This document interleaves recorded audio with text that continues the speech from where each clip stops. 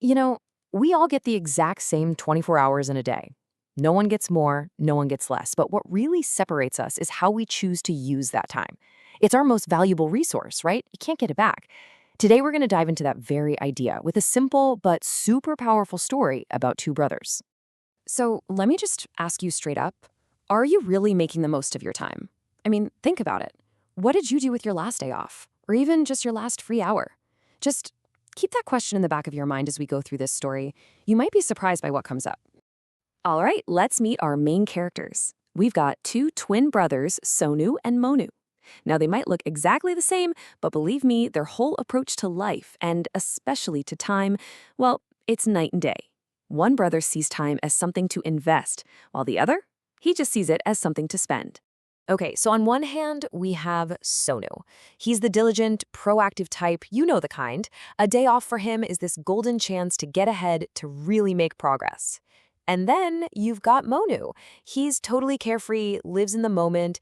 For him, a day off means one thing, fun. And it starts the second he wakes up. So let's just follow these two through a single Sunday. They've got the exact same amount of time, but as you're about to see, they end up on two totally different paths. And man, the difference is clear right from the get-go. Sonu, he's straight to his desk, prepping for a Hindi test, getting a head start on an English project. He's all about tackling the important stuff first. Monu, on the other hand, is already outside playing cricket. He just pops in for a quick breakfast, and then he's right back out there. See the pattern? One is investing his time, the other's just spending it. And what's Manu's excuse for all this? You've probably heard it before. Maybe even said it yourself. I have the whole day to study. It's like the official anthem for procrastinators, isn't it? That cozy little lie we tell ourselves, oh, there's plenty of time. But wow, is that a dangerous trap to fall into? Okay, so fast forward to the afternoon. This is where the consequences of those morning choices really start to pile up. Sonu, he's already finished his studying and his English project. Done. Now his free time is actually truly free. He can relax. But Monu, he's just drifting from one fun thing to the next, from cricket to watching TV and then right back out to play again. And that gap between them, it's just getting wider and wider. Now, their father sees all this happening, and he drops a piece of timeless wisdom. He says, those who do not work on time always have to repent. It's some serious foreshadowing, right? A clear warning that sooner or later, the bill for all that wasted time is gonna come due.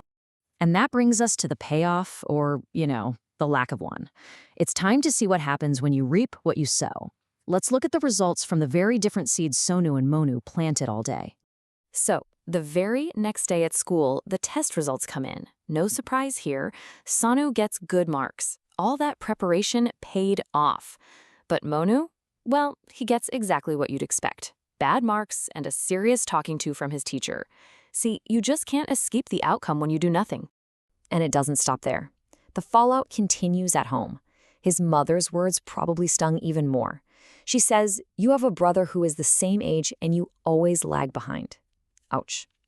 This isn't just about a bad grade anymore, is it? It's that awful sinking feeling of knowing you're falling behind, all because of the choices you made. So how does Monu handle all this? Does he own up to it? Take responsibility? Nope, not even close. He goes for the classic, ultimate excuse. He blames his luck. In his head, it wasn't his fault for not studying. Oh no, it was just bad luck. It's such a classic move, right? Anything to avoid facing the truth about your own choices. But this is where their father steps back in, and he's not angry. Instead, he shares some absolutely crucial advice that is really the whole point of the story. And his dad's advice? It's so simple, but it's also incredibly deep. He's saying, look, it's not just about using your time wisely or not procrastinating. The real game changer here is realizing that luck isn't this random thing that just happens to you. Luck is something you make. It's what happens when all your hard work and preparation finally meet an opportunity. You create your own luck. And this quote just hammers that point right home. Progress in your job, in your hobbies, in your life. It's not about sitting around waiting for some lucky break to fall out of the sky. No way. It's the sum of all those small, consistent things you do every day. When you put off your work, what you're really doing is just putting off your own growth. So after hearing this whole story, the spotlight really turns back on us, doesn't it? It forces us to ask that same big question about our own lives and our own time. And the good news is, for Monu, The story has a happy ending. The lesson finally sinks in. He gets it. He understands his mistake, and he makes a promise to himself to start treating his time like it's valuable. But the most important part? He realizes he's not just some victim of bad luck. He's the one in the driver's seat. He has the power to steer his own life. And that really leaves us with one final thought, doesn't it? This was never just a story about two brothers. It's really a story about the Sonu and the Monu that live inside every single one of us. Every day, we wake up and we face the exact same choice they did.